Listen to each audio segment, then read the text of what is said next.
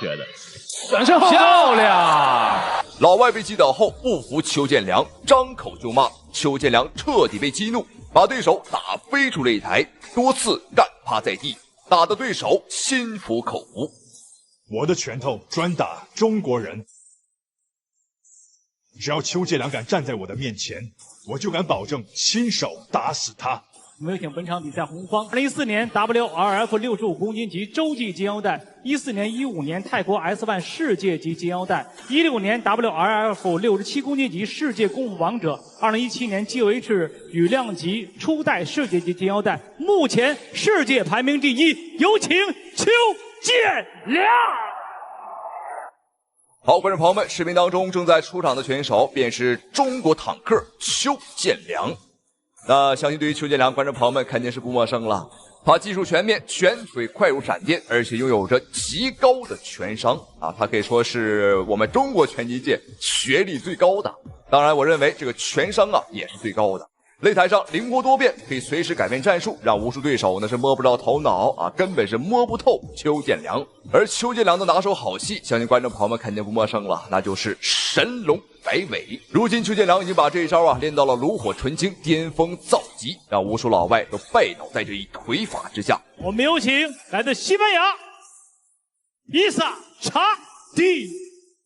好，這場比賽邱建良的對手也是來者不善，他是一位來自於西班牙的鬥牛士伊薩查迪。好，這家伙身高180，臂展181啊，無論身高還是臂展都比邱建良足足高上了10公分吶。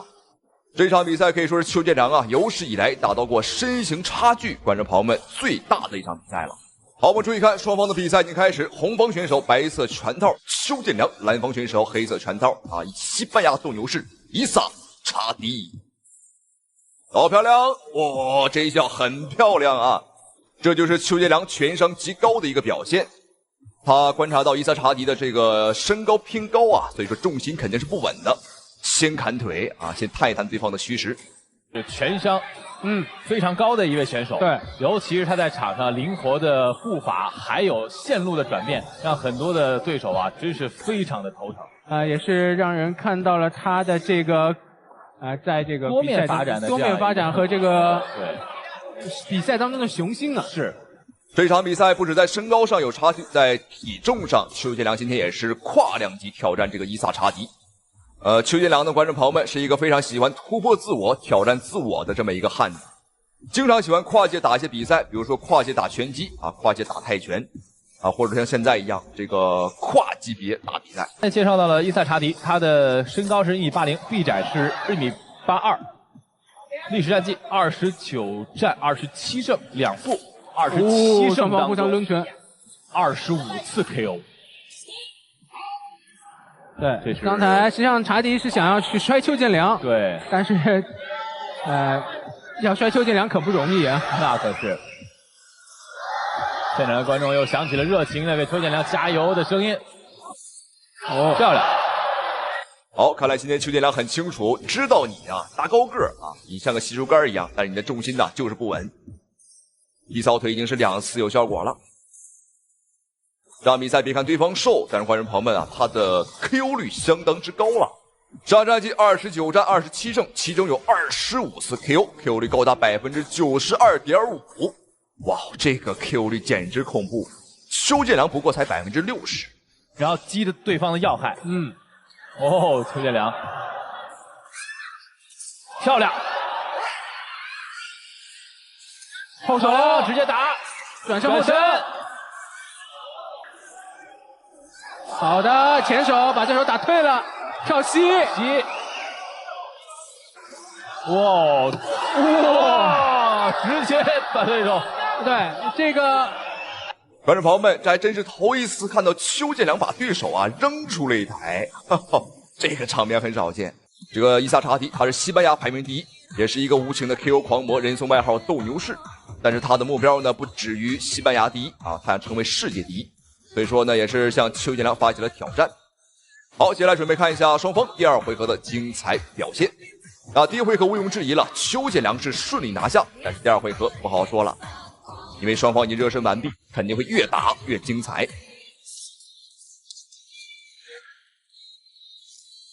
而对于邱建良来說，其實這場比賽的備戰呢，後手漂亮，轉身後漂亮。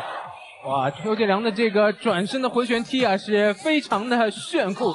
對，這個比賽其實看起來是非常賞心悅目的。一個呢，我們看到了伊薩，他是一個進攻火力非常足的。對，我們可以用。這邊剛才襲擊。邱建良這邊主動選擇纏鬥啊，應該是，被對手打得有些暈了。對。非常的危險啊，觀眾朋友們！邱建良剛剛開局被對手一個頂膝啊，現在頂的是有些頭腦發暈了。多虧邱建良的抗擊打能力還算到位，一定要小心，因為這個伊薩查迪呢，他是具備一擊必殺的能力。參考他的92%的 Q 率啊，邱建良今天無論如何呀，千萬要小心。建良在場上更像是一隻迅猛龍後手擺拳，兩種不同狀態的打法，讓我們來看一看。上板提醒不要纏抱，邱建良也要打得更警醒一些。對手剛才頂膝啊，威脅很大。漂亮，直接踢到了對手的支撐腳。因為邱建良一直是在換對手，從謝爾西到沙玉郎到最後的伊薩，所以說在這個時間當中，對於備戰來說，制定戰術是一個問題。但是對於邱建良來說，現在呢，在場上我們看到應對的方式還是非常的科學的。轉身漂亮！觀眾朋友們，邱建良的神龍擺尾果然是名不虛傳。但是剛剛這一腳踢完之後啊，我們看伊薩現在是有些不服，他在向裁判表示抗議啊，他說他不是被踢倒的啊，他是不小心滑倒的。他現在就是煮熟的鴨子，這個伊薩就剩嘴還是硬的。雙方的身高差距。哈哈，邱建良在對手伊薩的懷裡的時候呢，我們看小鳥依人啊。雙方的換拳，邱建良這一波換拳，邱建良是穩賺不賠啊。轉身，兩個人打得太漂亮了。邱建良今天是遇到了一個火力很猛的選手，所以他也把自己的火力完全發揮出來。哇，連續倒地多次，都是被踢了這個支撐腿。而且這一回合兩個人都非常樂意於用這種轉身的這種動作。從視覺畫面上，還是現場觀看上，都是非常有視覺衝擊力的。對，裁判再次提醒伊薩不要纏抱。實際上，伊薩呢這個選手也不想纏抱，他在以前的比賽啊，從來不纏抱別人，但今天沒辦法了，他打不過呀。面對邱建良這台坦克，他打不過，不摟抱沒辦法，不摟抱只能吃拳。好，第二回合比賽結束。那相較於第一回合來講啊，第二回合打得太精彩了，双方真的是火力全開啊，從頭打到尾。好，這場比賽經歷了2回合的對決，接下來看一下雙方第3回合的生死較量。好，第3回合。邱建良直接掃中斷对手連續的左右擺拳。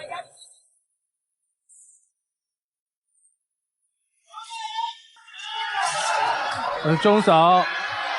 這張這個護頭的這一下還是非常的機敏，是防守報價非常的穩健。高掃，剛才是連續中掃之後啊，來欺騙一下對手，直接換了高掃。但是伊薩的防守也是很嚴謹。是。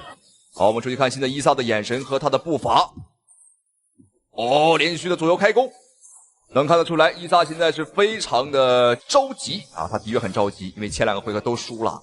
這一回合如果想贏的話，他打分都不行啊，必須要 KO 邱建良。但是我覺得想要 KO 坦克邱建良啊，觀眾朋友們還不如買一張彩票來的實在。對，不要纏抱。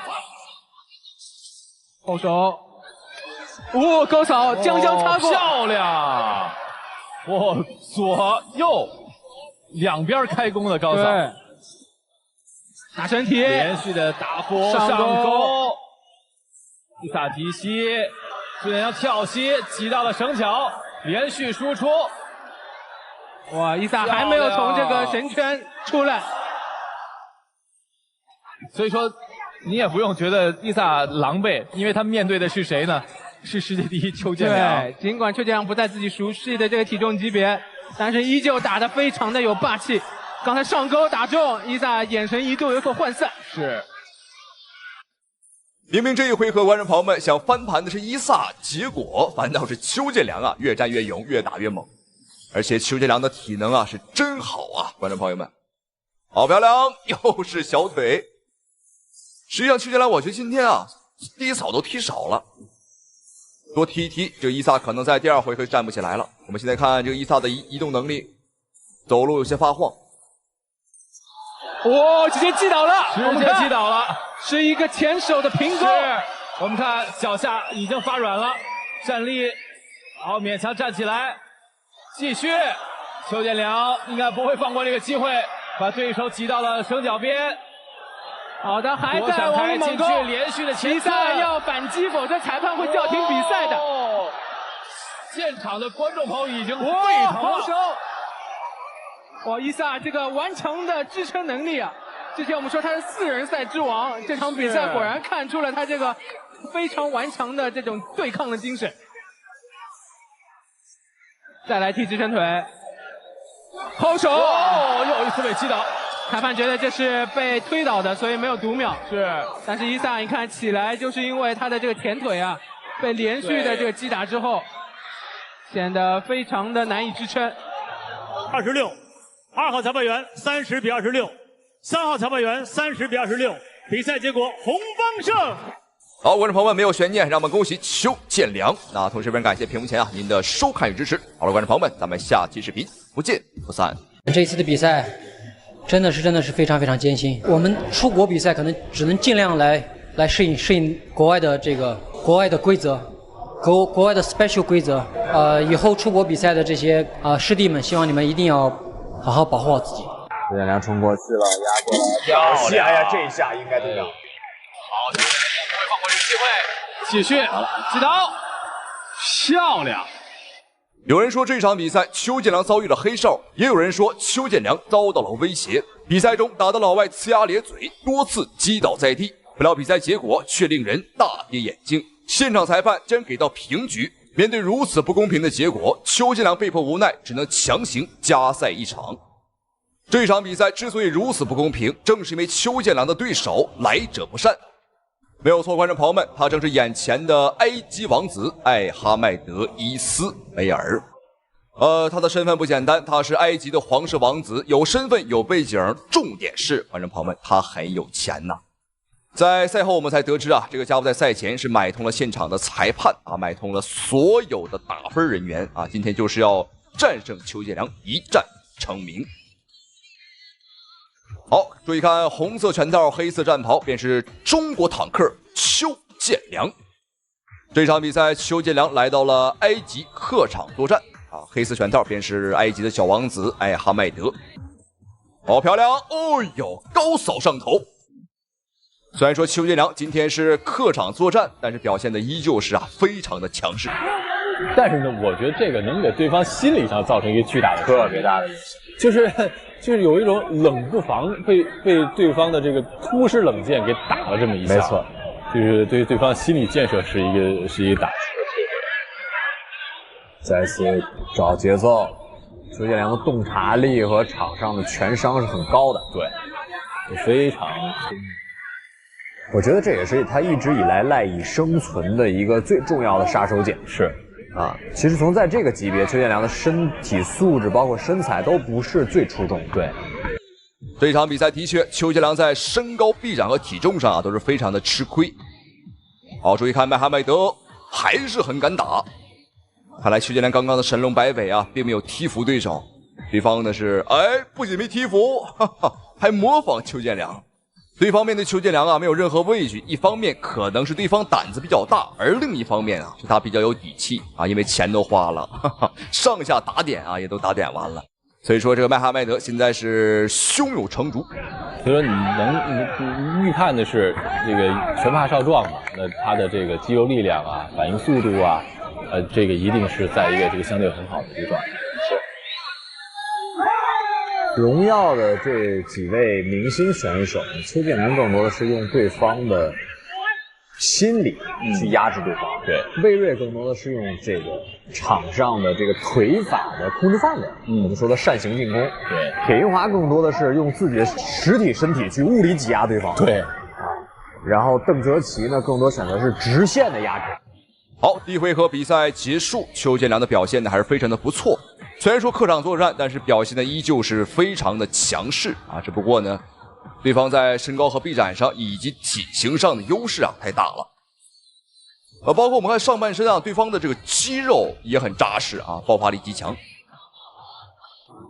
好，接下来看一下双方第二回合的精彩表现，精彩的对局。我们来看一下邱建良在战術上啊是否会做出調整啊？是硬碰硬呢，還是說啊打游走戰術？剛才這個伊斯梅爾是選擇了直接蹦起來啊，在空中出拳啊，這個非常規性的進攻方式。這也邱建良直接跳起來，但是對方是低了一下頭，邱建良是扶住了繩圈，把對方壓倒。但是其實這個真的就說實話，這個擂台啊。我覺得還是在有待完善一些，這個外面留的這個空間確實有點太窄了，有一點危險。左右的移動，兩個人的這個反應都非常快。本次來到埃及的選手的爆發力還是都非常不錯。對，這個我們在進入營地以後，因為我們進入這個空軍的住所以後呢，是不太能到處參觀的，我們也並不知道這些選手的訓練的過程。我們現在來看邱建良呢，在局面上的確是稍微啊有些打不開局面。我們看對方這個埃及選手把距離把控的也是相對較遠，那這個距離是他能夠打到邱建良，而邱建良很難碰到他，因為在臂展上還是這個埃及王子啊更有優勢。哦，小心，孤頭頂膝，這個應該是不允許的呀。但是裁判並沒有給到稍微的口頭警告，意思一下子。反正這就是意思一下啊，完全沒有說很強硬的告訴對手啊，說你犯規了。成熟的這種格鬥體系的這種，一旦進入這種相對發揮比較自由的，甚至說有一些小小的技術空檔這樣的風格，我們反而不適應。對。因為他如果有空檔啊，他相對於證明另外的其他的這個在長處方面，他必須要再更加的加大。對，或者在這些空檔上加上一些非常規的動作。對。哎呦，這個剛小心啊！這種連續的擺拳加掃踢，這個就想想，這個你不低頭啊，你也不按套路出牌啊。好，雙方第二回合還有最後不到20秒鐘的時間了，但是邱建良依舊是在找機會，因為對方啊這名選手的打法風格比較怪異啊，招式也很怪。哎呦，小心！哦，這下應該不是讀秒，邱建良意思地板比較滑。哦，扭兩下屁股告訴裁判我沒事兒，還好啊。如果這是一次讀秒的話，那麼將對本場比賽的走向和結局啊，有可能會發生轉變。好，不要少說，看一下雙方選手第3回合的精彩表現。對，拿下世界第1啊，這每把都是梭哈。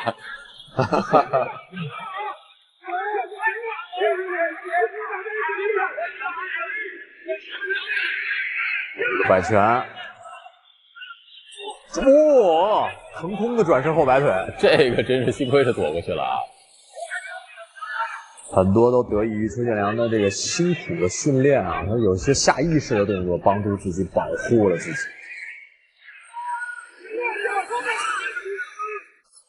再掄，哦，中一腳，這一腳擋住了。最後一個回合，我們看邱建良明顯在進攻上加強了不少。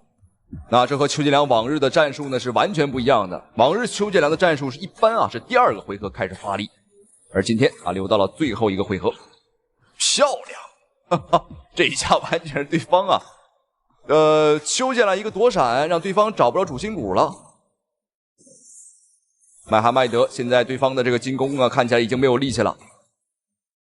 好，站不穩了，漂亮！這一下，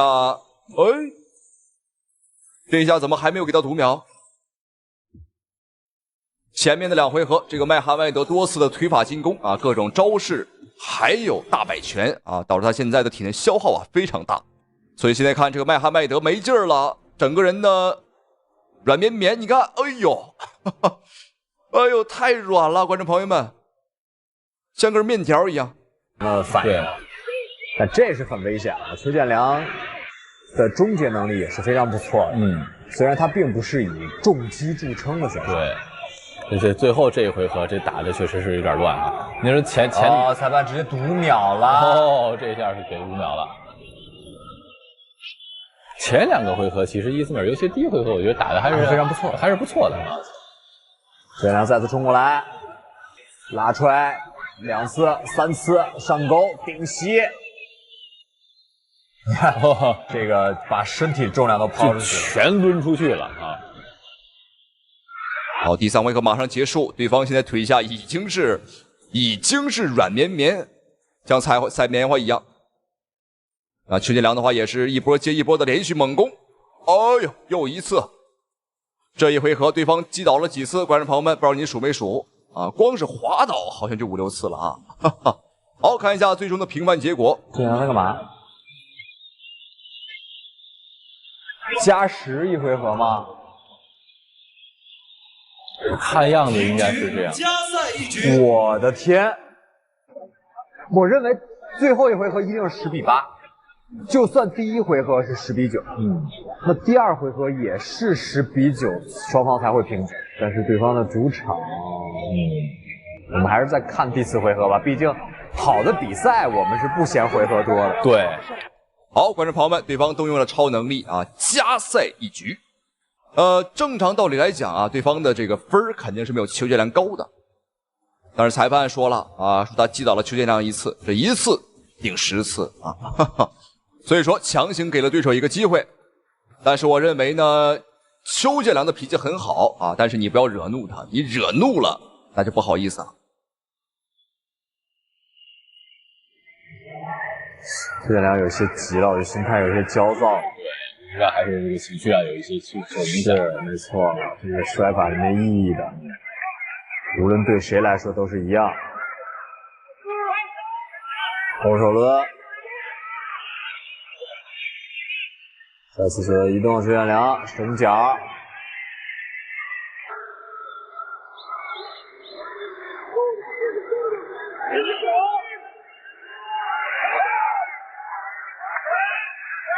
哎呦呵！對方做了一個下箍頸的這樣一個動作，而且持續了比較長的一段時間。啊，裁判警告了。對，這也能看出來，伊斯梅爾確實也沒有太好的這個辦法了。邱建良的那次打後腦也沒有必要。後手拳，後手擺拳，再掄，這有點像這個複製對手啊，這個以彼之道還彼之身。對，後手2次，轉身後擺沒打到。這個伊德梅爾在第3回合就不停的使用這樣的動作。對，這會兒已經開始跑着打了，已經。感覺他可能沒有做好這個4回合的準備。對，你看這幾下都是又再次倒地，裁判直接讀秒了。因為太消極了嗎？我剛才並沒有看到進攻。我是認為他這個整個把身體掄出去之後，然後順勢倒地啊，可能有借這個機會喘息的這個是一個非常明顯的喘息的緩解的這個小伎倆吧。邱建良衝過去了，壓過來，跳起！哎呀，這一下應該讀秒。前幾個回合可能在分數上和場面上有所質疑，但這一回合，觀眾朋友們，哈哈，對方想作弊不可能了，因為這個麥哈邁德被邱建良反覆擊倒啊，反覆，哎呦，對方哈哈，這自己把自己玩倒了啊。好，裁判又給到一次讀秒，因為對方呢，這明顯是故意的，你看躺在地上休息一會兒。哦，看情況給裁判的錢可能不是很多啊，哈哈，沒有給到位。哎呦，這真是強弩之末了，很典型的這個動作啊。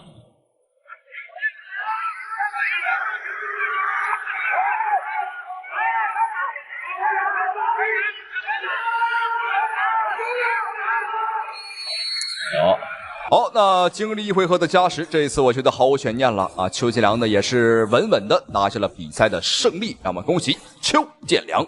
雖然說受了委屈，但是最終呢是打回來了，讓我們再次恭喜邱建良。同時也非常感謝屏幕前啊您的收看與支持，咱們下期視頻再見。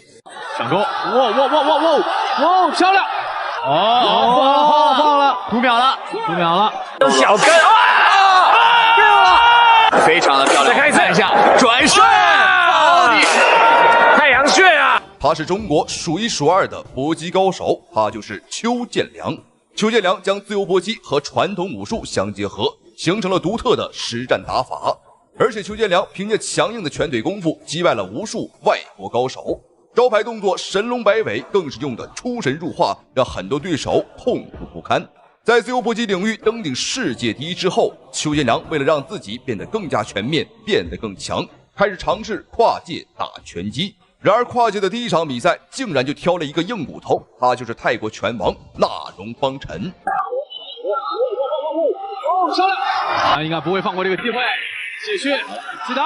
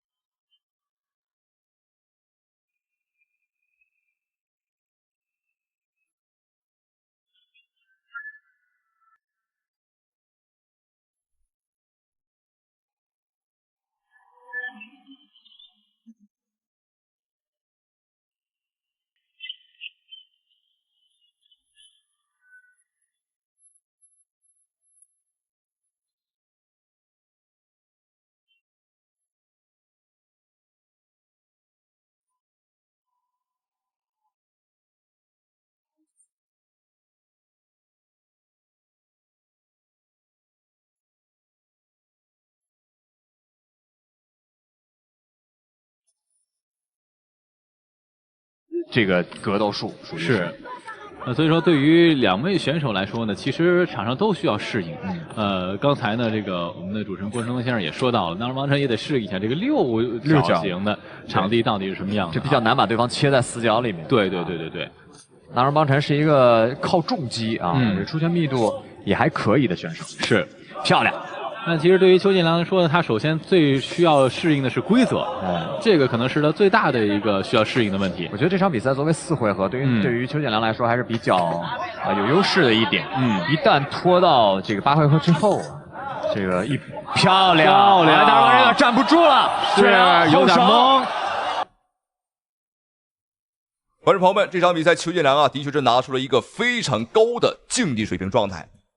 面對一個拳壇前輩啊，一個拳壇老將，絲毫不懼。而且我們看這個納榮邦辰啊，也是比較硬啊，不愧是泰國選手，打法風格就是步步緊逼啊，不想給邱建良呢太多的一個移動空間。而且這個納榮邦辰，我們注意看他的防守很薄弱，基本上是把這個臉露出來。在賽前呢，邱建良說自己會擔心，兩個人如果對攻特別激烈的情況下，可能會出腿。對，我剛才也在想說，現在我其實最擔心的，我都替邱建良捏着一把汗，就害怕這個，就有時候這個本能啊，這個訓練習慣、應激反應會出現這樣的情況，害怕他出現違規動作。對，所以說我說對於邱建良來說，其他的我們都可以先放一邊，最重要的是這個規則。是規則，這是訓練習慣的問題。沒錯。這個大家舉一個例子，尤其是戴眼鏡的朋友，你就知道。有時候你不戴眼鏡的時候，你也會去推眼鏡啊，不自覺的動作。好，雙方的比賽進入到第2個回合，看一下兩個人的精彩表現。那麼在第1個回合，邱建良的發揮呢還是不錯的啊。雖然說是跨界啊，第一次打拳擊，但是邱建良他的靈活步伐，再配上這種你看且戰且退、伺機而動的這種打法，讓這個泰國選手納榮邦辰啊也是有一些摸不着頭腦。好，對方依舊是步步緊逼，但是他的這個腳步呢是有些跟不上邱建良的啊。我們看邱建良雙手舉高，有點打不退啊，拳速很快啊，的確是快，但是打不動這個納榮邦辰啊。漂亮，上勾，想要打俯，邱建良走過去了。纳荣邦辰的拳法还是有这种典型的泰式拳手的这种风格，有重击更在意。